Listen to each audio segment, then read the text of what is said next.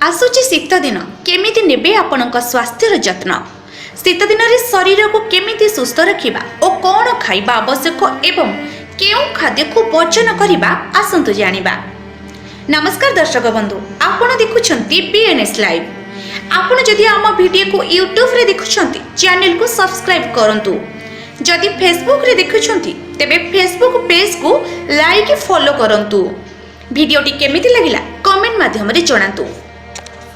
ठंडा पागरे शरीर प्रति विशेष ध्यान देबाकू पड़ी थाए।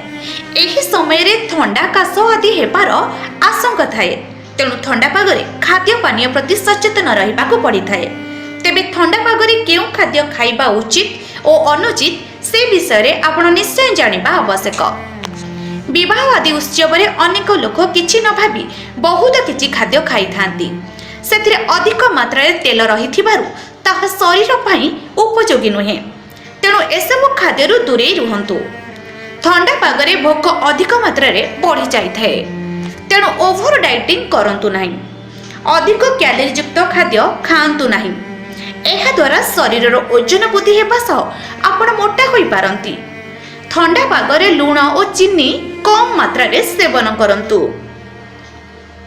चा और कॉफी बारंबार पियंतु नाही। रात्रि भोजन रे अधिक खाआंतु नाही। पूरी बा परोटा खाइबा को जदि इच्छा होची तेबे दिन रे खाआंतु। राति रे तेलयुक्त खाद्य खाआंतु नाही। ठंडा पागरे आलस्य कारणरू किछि लोक दुई ओळीर खाद्य गोटिए समय रे करी रखि दियंती, किंतु एपरि करिबा आपणक शरीर पई हानिकारक होई पारे।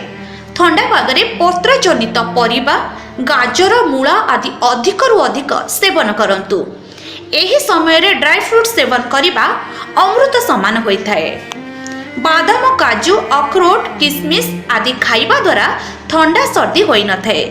जदि मीठा खाइबा को चाहुछंती तेबे गाजर खीरी एवं खजुरी खीरी खाइ परिबे, कारण एथिरे प्राकृतिक मीठा थाए जहा शरीर पई कम क्षतिकारक। ठंडा पागरे लोके परोटा खाइबा को अधिक पसंद करंती, तेणु मेथी शाग, बथुआ शाग, पालंग शाग, मूला, गाजर, बीट आदि रे परोटा प्रस्तुत करी खाई परिबे।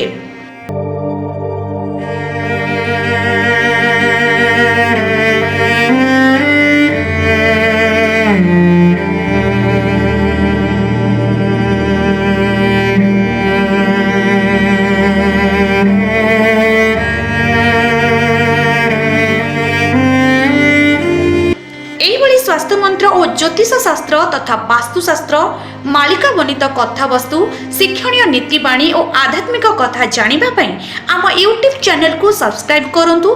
फेसबुक पेज बीएनएस लाइव को लाइक फॉलो करंतु। वीडियोटी केमिति लागिला कमेंट माध्यम रे जणांतु। रहुछु, नमस्कार।